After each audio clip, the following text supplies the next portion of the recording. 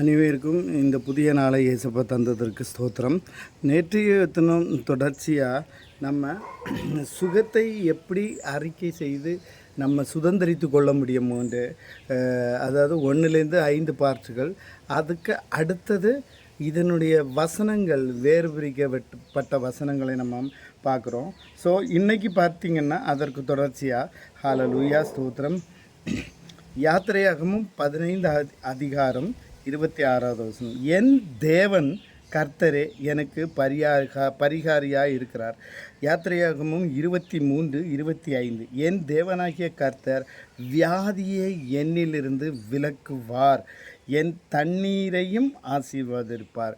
எல்லாத்தையும் வேறு லெவலுக்கு பண்ணிகிட்ருக்கிறார் பாருங்கள்.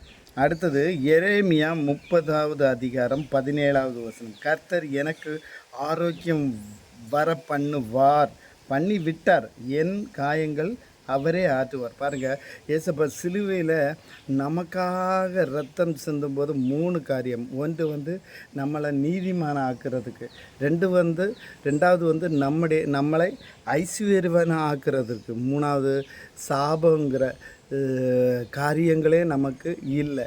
ஏசப்பா சிலுவையில் எல்லாம் முடிந்தது. நீங்கள் எல்லாத்தையும் இனி மனுஷ சாயலில் ஆவி ஆத்மா சரீரம் இந்த காரியங்களில் நீங்கள் உண்மையாக இருந்து உத்தமமாக இருந்து மார்க்கு 16:15 படி சர்வ சிருஷ்டிக்கும் சுவிசேஷத்தை அறிவிங்கன்னு சொன்னாங்க பாருங்கள்.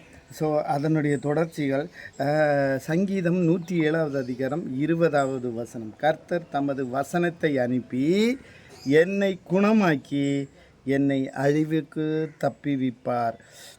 அடுத்தது பார்த்திங்கன்னா ஏசாயா 53வது அதிகாரம் 5வது வசனம். என் இரட்சகராகிய இயேசு கிறிஸ்துவின் தழும்புகளால் குணமாக்க முடியாத வியாதிகள் ஒன்றுமில்லை.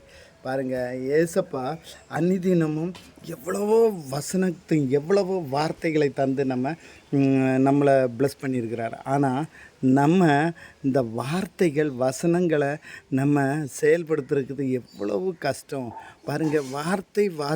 வார்த்தை நீ விதை, வேத வசனம், இதை பேச பேச பேச பேச அற்புதம்.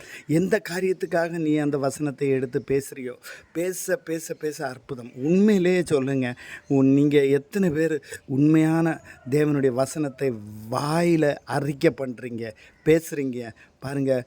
Facebook, WhatsApp, Instagram, Twitter, mail எல்லா காரியங்களையும் அன்னன்னைக்கு எஸ்ஐபியில் இன்வெஸ்ட் பண்ணால் என்ன, ஷேரில் இன்வெஸ்ட் பண்ணால் என்ன, என்னென்ன புதிய காரியங்களை நம்ம யூடியூப்பில் நம்ம இந்த மாதிரி ஃபேஸ்புக்கில் நம்ம பார்த்து படிக்கிறோம். ஆனால் ஏசப்பா உடைய வார்த்தை நமக்கு அது ஒரு புதையல், ஒரு பொக்கிஷம். உச்சம் தலை முதல் உள்ளங்கால வர மனுஷனுக்கு தேவையான காரியம். அதை நம்ம எத்தனை நாள், ஒரு நாள் எத்தனை மணிக்கூர் நம்ம செலவிடுகிறோம் பாருங்கள். ஏசப்பாவுக்கு நீங்கள் செலவிடுங்க. மத்தேயு 16:15 சொல்லுறது போல் சர்வ சிருஷ்டிக்கும் சுவிசேஷத்தை அறிவிங்க. பாருங்கள், வேதத்தில் இன்னும் சொல்லிருக்கிறது, சுவிசேஷம் சொல்லாதவனுக்கு ஐயோ. அதான் வேதம் எப்போவுமே இருபுறமும் கருக்குள்ளப்பட்டையும் எந்த பகுதியிலும் எப்படியும் வெட்டும், கணக்கால் அளவு. அதனால் தயவு செய்து ஏசப்பாவுக்கு செலவிடுங்க.